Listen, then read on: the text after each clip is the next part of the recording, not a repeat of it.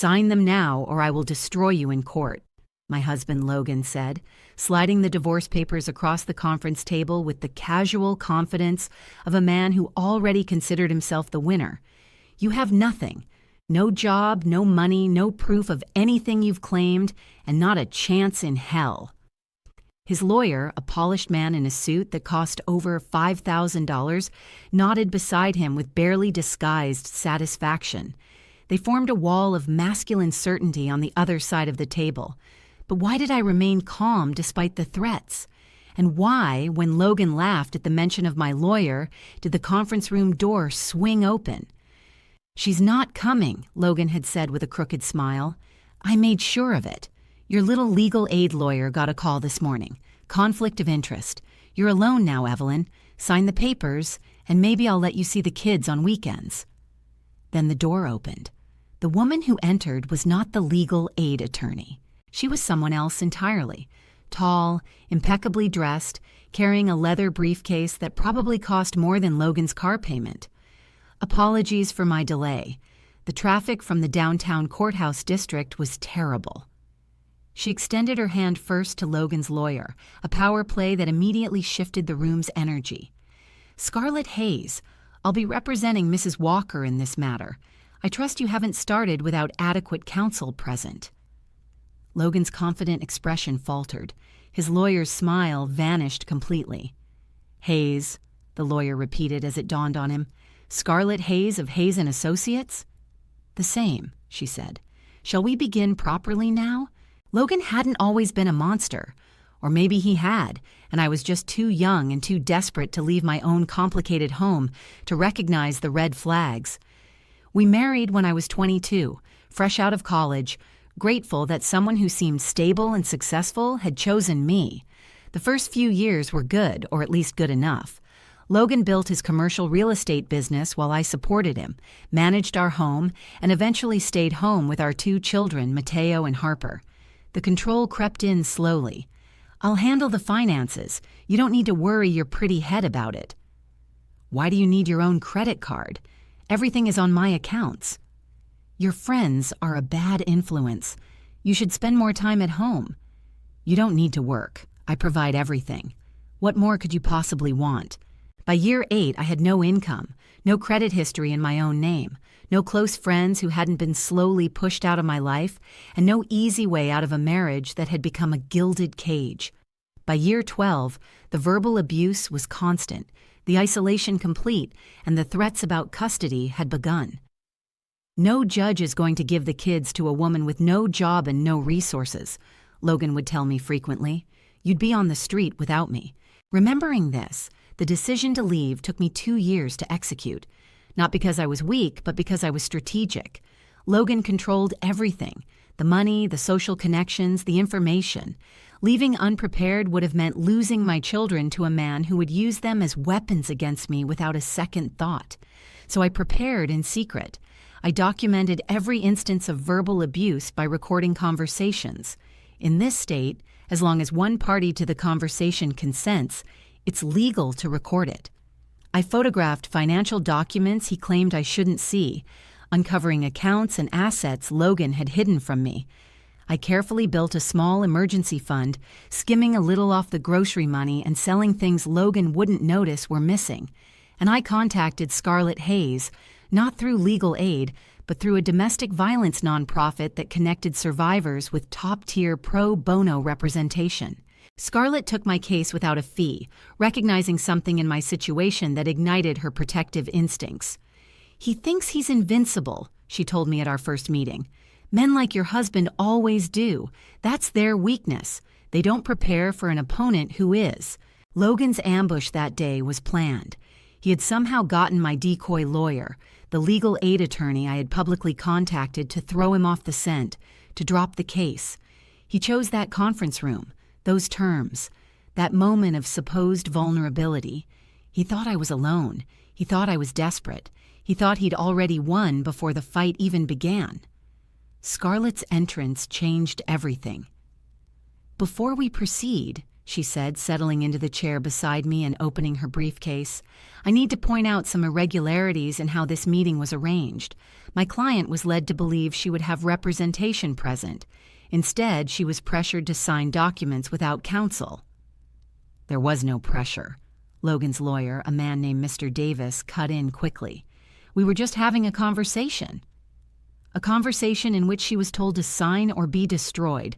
That's not a conversation, Mr. Davis. That's coercion." Scarlett took out a small device. "I should also mention that my client has been recording since she entered the room. Your threats are documented."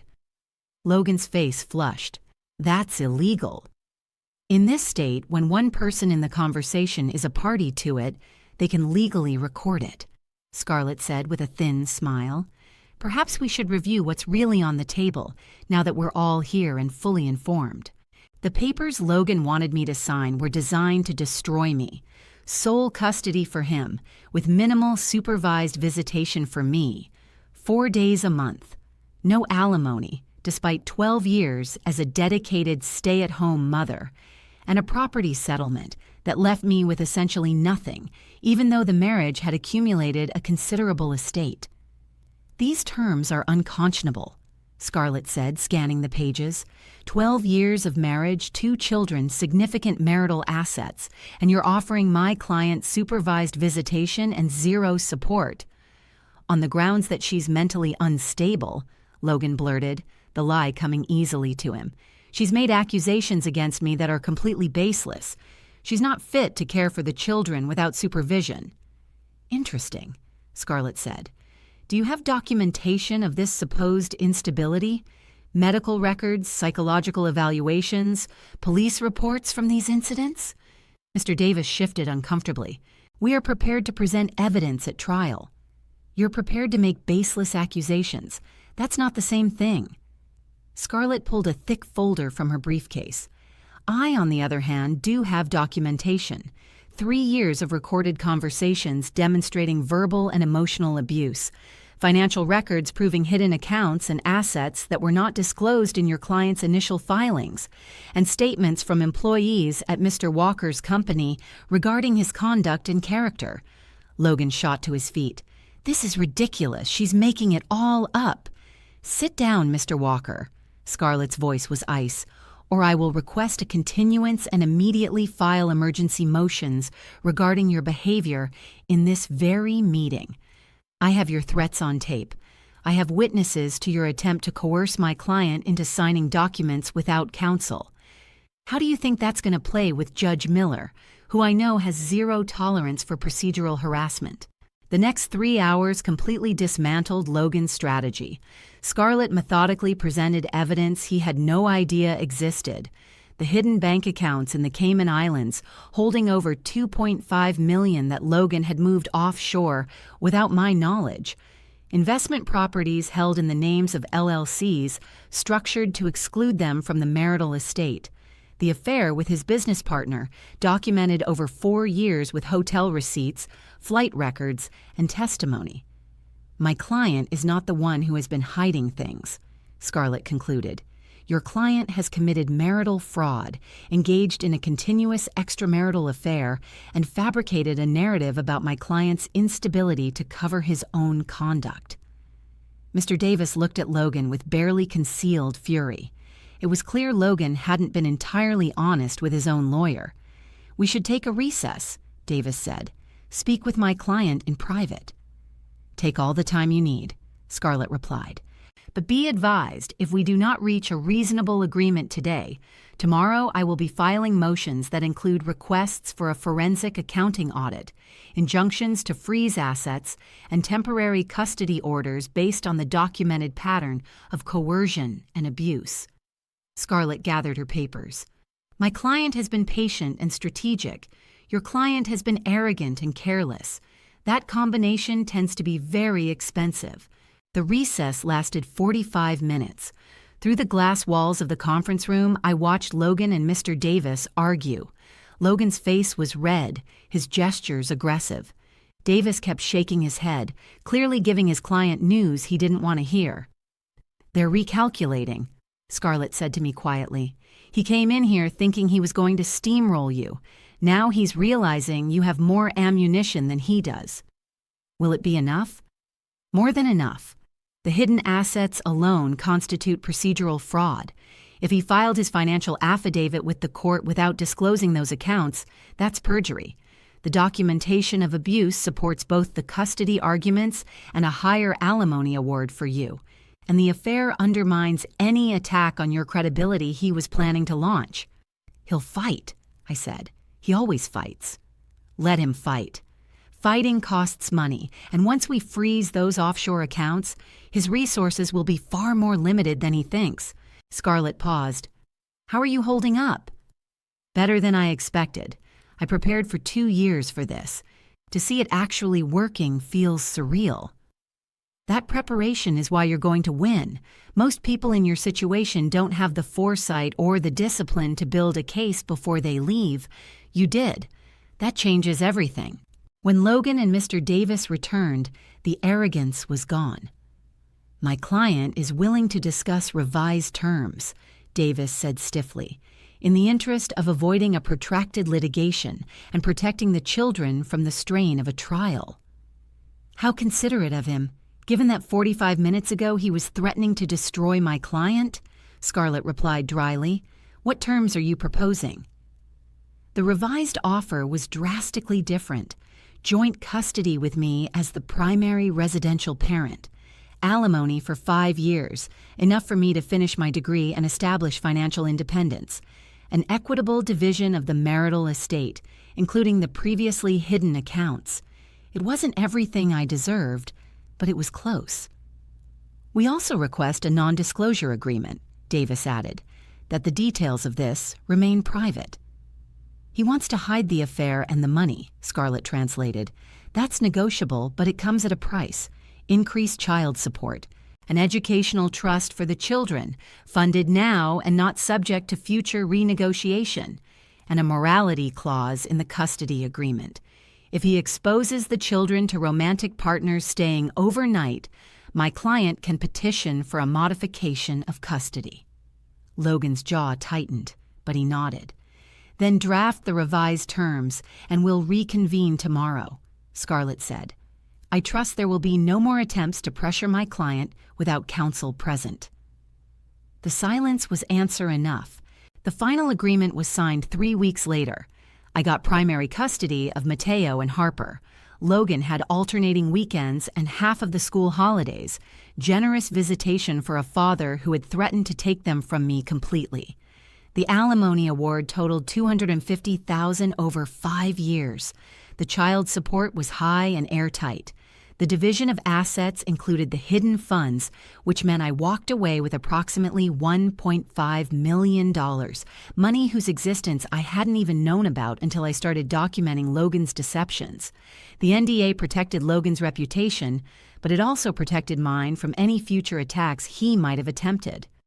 "You won," Scarlett told me as we left the final, definitive signing. "It doesn't feel like winning. It feels like surviving." "Sometimes they're the same thing. You got out, you kept your kids, and you have the resources to build a new life. That's more than most people in your situation ever achieve." "Because of you," I said. "I couldn't have done it without representation that was truly on his level." "You did the work. The documentation, the planning, the patience to wait until you were ready instead of leaving in a crisis. I just presented what you had already gathered." Scarlett smiled. "You were your own best advocate. I was just the voice." Logan's reaction to losing was predictable and petty.